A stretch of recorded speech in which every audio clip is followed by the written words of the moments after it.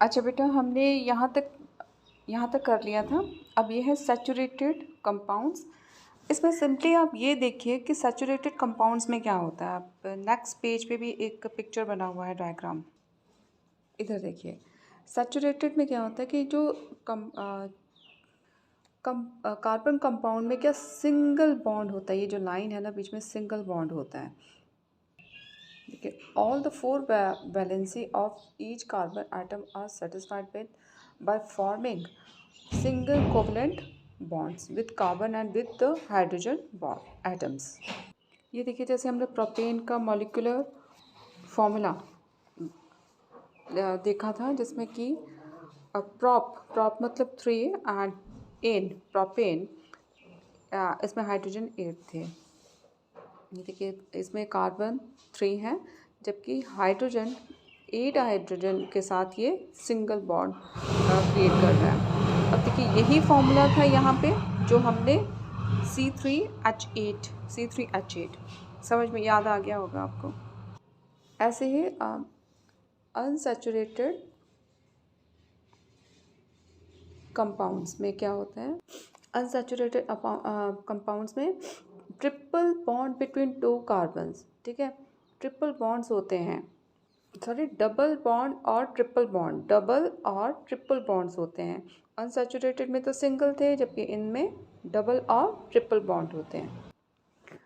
Double और triple covalent bonds, ठीक है।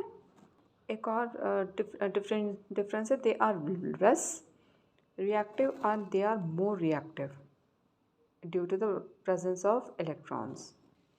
अब आती है हमारी साइक्लिक और close chain ring chain compounds. देखिए, इनके ये डायग्राम्स इस तरह से ही बन सकते हैं। इनमें कम से कम 3 से ज़्यादा कार्बन से मॉलिक्यूल्स बनते हैं। इनमें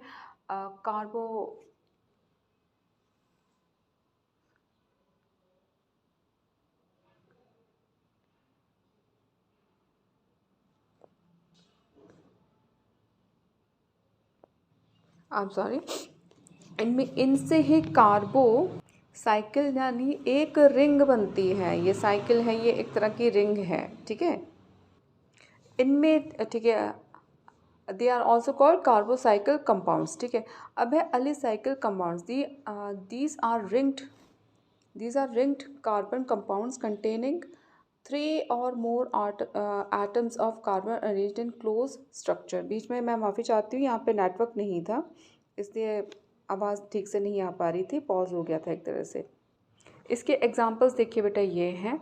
ये एक चेन बनी हुई है, एक्सक्यूज़ मी, ये एक चेन बनी हुई है, ठीक है। इसके बाद है एरोमेटिक। एरोमा आप लोगों ने कभी स्मेल के लिए भी, खुशबू के लिए भी कहते हैं। तो एरोमेटिक कंपाउंड्स क्या होते हैं। Some hydrocarbon contains at least 1 benzene ring in their molecules. Benzene ring क्या होती है। The benzene ring is a specific type of ring structure of 6 carbon atom having carbon single and carbon double bonds in alternate position.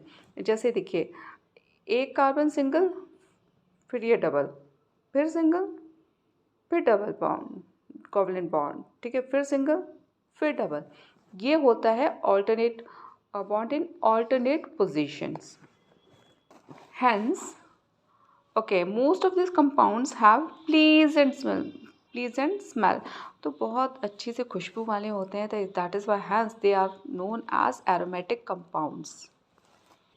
अब बारी आती है homologous series की।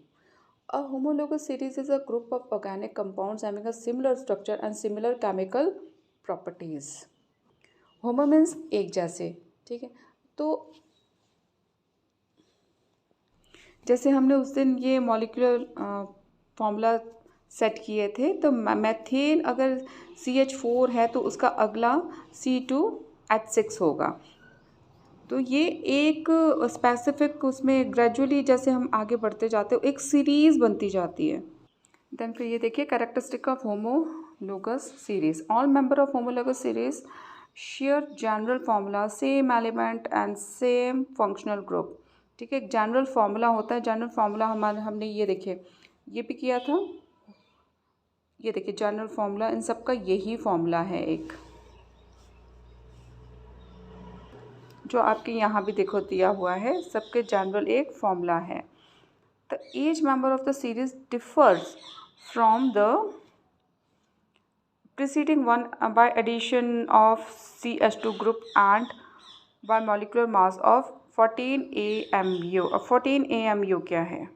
इसमें carbon का, देखिए मैं यहाँ लिख देती हूँ, इसमें कार्बन का जो एटॉमिक मास हो गया है 12,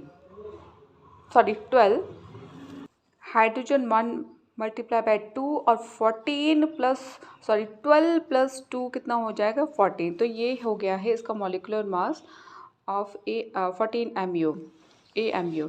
The physical property of member change gradually। physical property तो change होती रहती है, but fourth क्या है, the member of homologous series have similar chemical properties। लेकिन chemical property इनकी similar रहती हैं।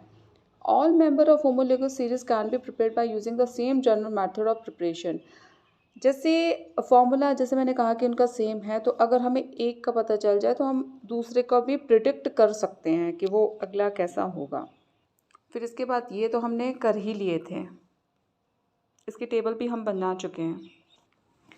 अब है नोमेन, कोई क्लेचर बोलता है, कोई नोमेनक्लेटर बोलता है। Nomenclature is the system assignment of names to organic compounds. अब कुछ साइंटिफिक नाम देने के लिए नोमेनक्लेटर को किसी भी केमिकल कंपाउंड को साइंटिफिक नाम देने के लिए देने के तरीके को नोमेनक्लेटर कहते हैं। पहले ये चलता था system of nomenclature at trivial system. पहले ट्रिवियल सिस्टम चलता था, लेकिन उसके ज़्यादा रूल नहीं थे, तो इसलिए अब IUPAC international union of pure and applied chemistry system को हम यूज़ करते हैं, जिसमें क्या क्या होता है, रूट वर्ड होता है, सफिक्स एंड प्रीफिक्स। हम इंग्लिश में सफिक्स और प्रीफिक्स पढ़ चुके हैं। ठीक है, वैसा ये सफिक्स मीन्स, मान लीजिए आपका नाम अगमदीप है, तो दीप यहाँ पे क्या है सफिक्स, और अगम क्या है प्रीफिक्स। केमिकल कंपाउंड के मामले में कुछ और होगा। ठीक है, पोजीशन तो वही रहेगी। इसमें रूट क्या है, रूट होते हैं number of carbons, root number of carbons होते हैं। लॉन्गेस्ट कार्बन की जो चेन है जो सेलेक्ट करते हैं वो रूट में ही सेलेक्ट किया जाता है। सफिक्स, फिर देखिए सफिक्स होता है वर्ड के एंड में। The root word is followed by an appropriate suffix which represent the nature of the bond in carbon atom. Single bond हो गया, ये एन में डबल हो जाएगा, और इन में ट्रिपल बॉन्ड हो जाएगा। अब इसके बाद है alkyl group. An alkyl group is obtained by removing one atom of hydrogen from an alkane molecule. अब एल्केन मॉलिक्यूल का क्या फॉर्मूला था, ये था ना।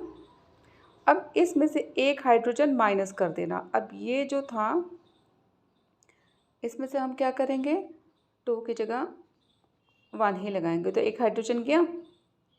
ठीक है, अब देखो ऐसे ही एक हाइड्रोजन को हम कम कर देंगे, तो मैथेन से मैथाइल बन जाएगा।